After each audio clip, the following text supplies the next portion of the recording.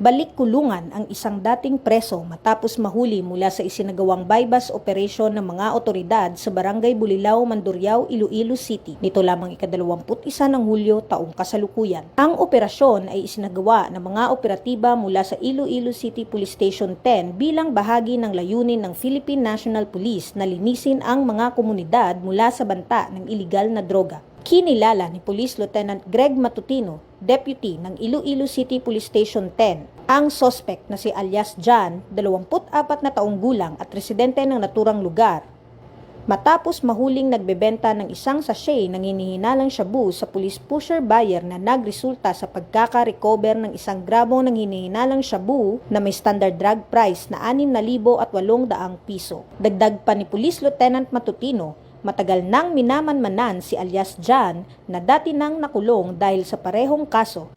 Siya rin ay subject ng isang search warrant kung saan nagresulta sa pagkakasamsam ng 39 na sachet ng hinihinalang shabu na may kabuuang timbang na 200 gramo at may standard drug price na 1,300,060 piso. Kasalukuyang nasa kustudiya na ng pulisya ang sospetsado para sa tamang disposisyon at haharap sa kasong paglabag sa RA 9165 o ang Comprehensive Dangerous Drugs Act of 2002.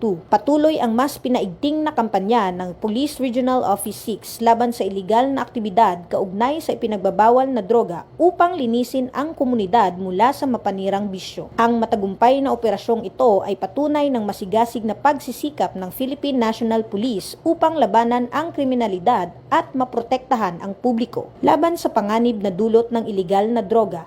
Dahil sa bagong Pilipinas, ang gusto ng pulis, ligtas ka. Mula dito sa Police Regional Office 6, ako ang inyong Police News Network Correspondent, Patrolwoman Andrea Dominic Di Palobos, alagad ng batas, tagataguyod ng balitang pulis.